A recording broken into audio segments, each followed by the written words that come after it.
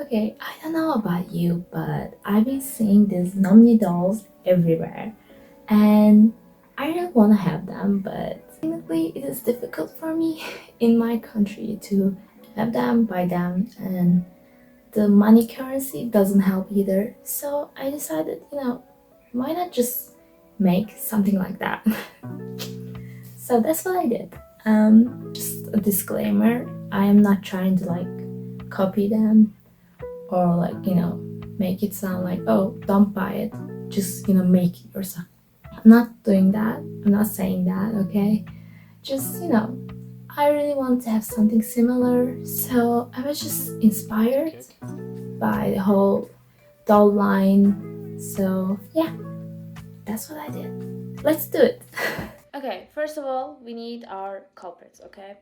So for the first one, I was thinking of doing this one, this cute little teddy bear. I think it's a teddy bear, right?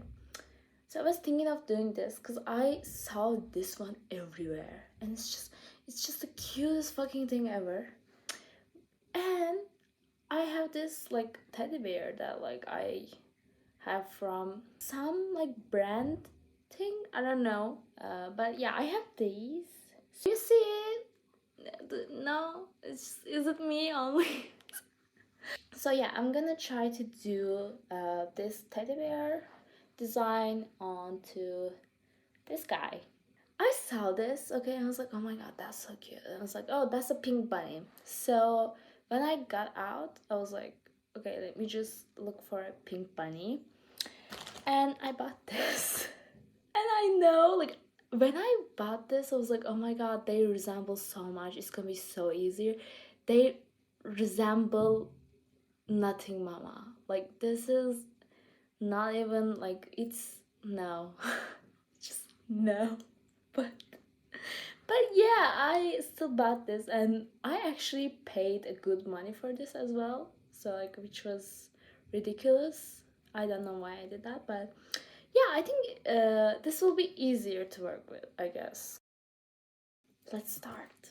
Okay, firstly, I wanted to do a clay faceplate for the plushies. Similar to the designs on the screen, to do this, I cut the faces of my plushies. Looks so scary, actually. And I'm not going to be throwing these away. I'm going to use it later in the video. So right now I'm taking a lot of the plush out, but for the smaller bunny design it was not enough, so be mindful of that. And I also glued a piece of fabric in here because I didn't want the inside plush to get outside.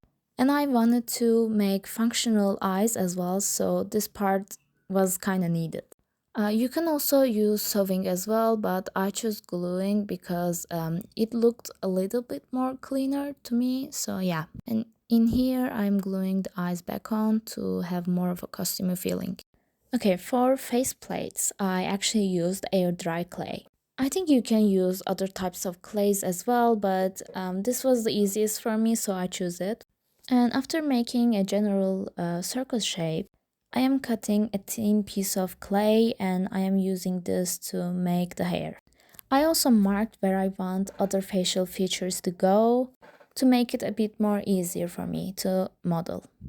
And I really blended the hair piece mostly because it was the most thick piece, I guess I will say. But it's still cracked. I don't know, air dry always cracks. Is it just me, or I don't know if any other people are having this problem, but yeah. And I am making this thick eyelashes with some pieces of clay as well. And I also use this teacup for more round feeling of my clay. And I'm just adding the nose and the mouth as well. I tried to make the mouth similar, but I just couldn't, so yeah, that's it. And after measuring it onto the face of my plushie, I cut some sides to make it fit better on the face of the plushie. And then I'm cutting the eyes to make some functional eyes, as I said. Kind of like BGD dolls, if you know them. And making sure everything is blended in one piece. And this was the final faceplate. For the second design, I basically repeated the same process, but this one was much more smaller, so it was really hard. Okay, so it's the morning. These are the face palettes all dried up. Um, I just checked their bags and there were some cracks over there, so I just used some glue to, secure them in place. Yeah, that's it. And on to the painting. I use acrylic paints because I'm more familiar with them and I've been using them a lot, so I choose them. I think you can use whatever you're mostly comfortable with. After painting the skin, I wanted to make this like airbrush look that was on the doll. But I was trying to use makeup instead of chalk pastels, which was not smart, so do that. And yeah, I'm painting the eyelashes black. And I added this cute face paintings as well, just like on the dolls. And this was how the first one was looking. For the second one, I wanted to go for like a blonde character. But the blonde didn't really look as cool, I think. I don't know, it's just my thought. But yeah, again, I did a similar design and did the cute little face paintings as well. And this was the second one. Very cutesy, very demure. And yeah, I think it looks very cute with the bunny costume though, so I don't know. Let me know what you think. So for the eyes, I basically want to make it functional just like the dolls. And for that, I basically used beads. For different eye styles, I painted different sides of the bead, and this was just one set of them. And in here, I'm just trying them on, seeing how they look. Yeah. Okay, so I used a little toothpick to make it functional, basically inside of the doll. And firstly, I'm just measuring it into the side, and I'm using super glue to glue it down. In here, you have to be really, really careful because if the eyes get stuck, it will be very messy. So yeah, you just really, really have to be careful. But yeah, first one was a success. And this is how the other eyes were turning inside of the faceplate.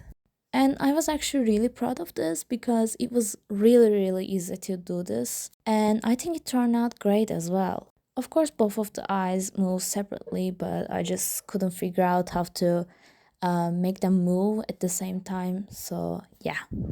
But you can mix and match with this, so another bonus, I would say. And this was how the doll was looking like at this point without gluing the faceplate down. Now, for the second one, I had issues. Because the faceplate was super small, it was really, really hard to get the toothpick to stay there.